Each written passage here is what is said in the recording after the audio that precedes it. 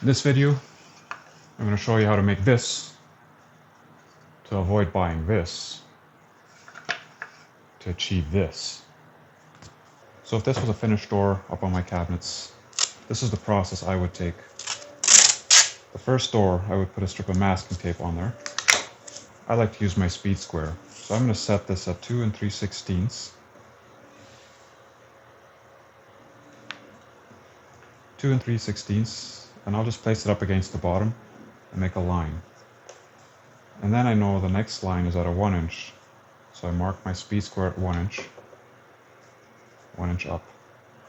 So that gives me an X, which would be the location of the first hole. Now the second hole, at this point I'm going to just eyeball and make a line. So that's about where that will be. And I'll take my 1 inch mark again, go this way. Verify my hole alignment here. That looks good. And so now I can grab my measurements off of this for my jig. So all you need now is a piece of scrap. I got a piece of plywood here, 1/2 inch. Generally when I'm on a job site, I'll just take a leftover piece of 5/8, 3/4 inch melamine particle board, anything I can find in a dumpster, whatever I need. So I'm going to make sure I keep enough meat to do my handle placement, and you want a little bit of a surface to push against the cabinet. So I'm going to cut 2 strips off of here, and then essentially these strips are going to be pinned to the back of the piece of scrap to give you an indexing point against the door.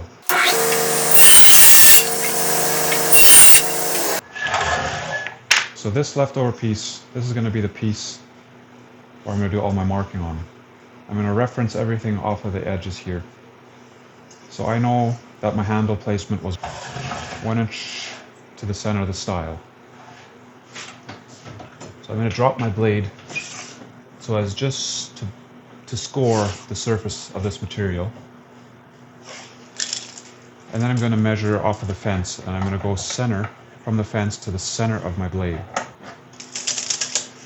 Alright, so I've got 1 inch, and I'm going to just score this.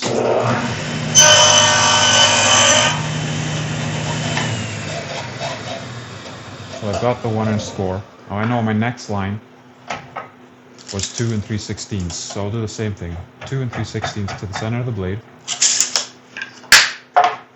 and then score that. So now I've got the exact position of my first hole.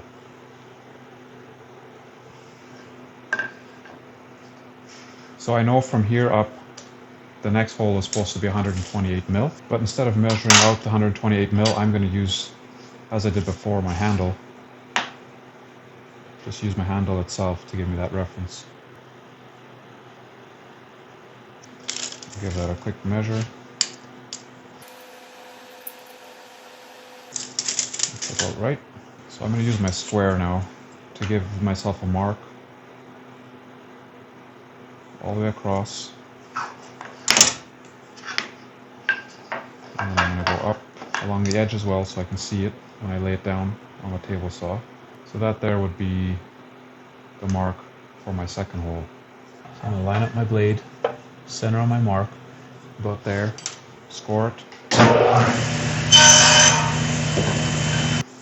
And now I have my 2 marks, and they should line up perfectly with my handle screw holes. Next step, I'm going to be drilling holes right at the center of my score here at the cross marks. I like to use a 3/16 bit. I know when you buy jigs, generally they come with an 8 mil, but I find the 3/16 is just a tad bit smaller. Gives you a little bit less in play when you install the handles, so you don't end up with handles that are kind of skewed after the install. There's less forcing it into place. If you have a drill press to do this, you'll end up with a much better result. We're just going to do it how I do it on a job site. If I can give you a word of advice, put a piece of scrap on the backside as you drill through, just to avoid any tear out. Alright, so now we have our 2 holes in our jig on either side. We can do a test fit on here before we go drilling all of our doors. So I'll simply take my handles, stick my screws in there, Yeah, looks like a good fit.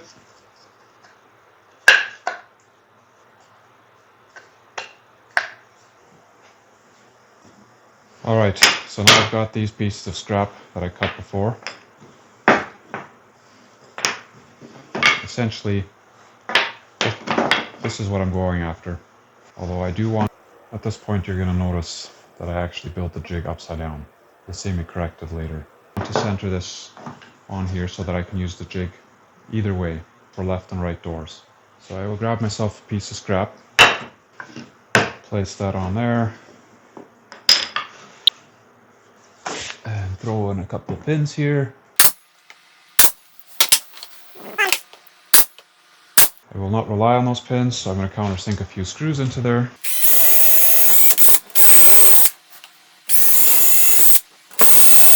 Do make sure that when you're putting in screws, you don't go right in where the handle holes are. You end up ruining all this hard work you just did.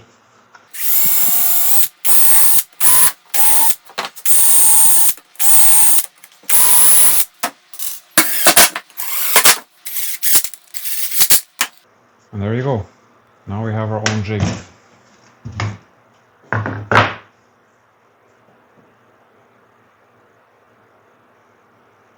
The only problem is I did it upside down.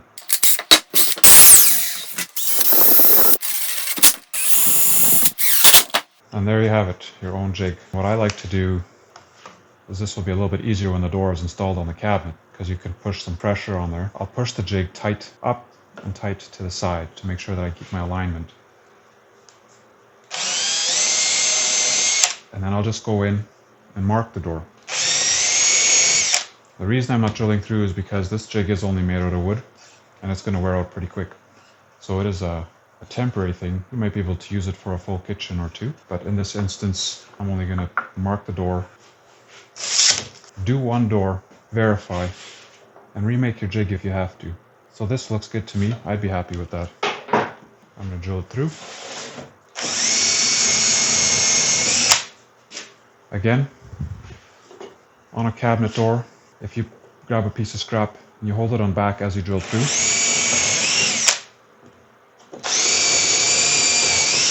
you want to hold it tight. But that will leave you with nice clean holes in the back as well.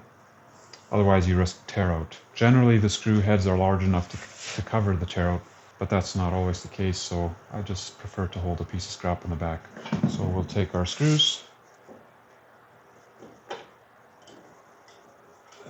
get it started with your fingers, and I like to use an impact for this.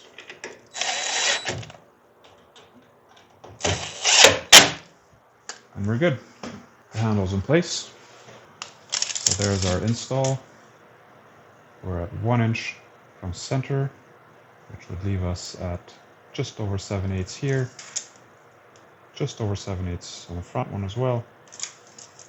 And the bottom lines up with the bottom style, so we're good to go. So now I can use this jig for this side. I can flip it over and use it for this side. Again, when you do the opposite side, because we're now drilling through from the other side of the piece of wood here, I would do one test, a left-sided test and a right-sided test before I go drilling all of them. Because when you drill through at a bit of an angle, it's going to throw off these holes. But the way this looks right now, to me, it looks really good. So I would feel fairly confident the other side will as well. But again, I would do a test. I'd mark one door and verify. You can use the same thing for your drawers. In essence, all you're going to do is get rid of the side support and just make sure your holes are on the center so that you can measure off each side to the center of the drawer front and do the same thing. But for doors, it's a big one. I've seen people struggle with it. No need to. It's all you need. Thanks for watching, guys. I hope that clarifies whether or not you need an expensive jig like this. If you're doing it on a regular basis, absolutely, it's a game changer. If it's an occasional thing, or just for your own cabinets, this is all you need. A piece of scrap, 5 minutes of your time, and you're golden. Thanks for watching, and hit that subscribe like the video, comment. That helps me grow the channel, and in turn, I can provide more content. Thank you.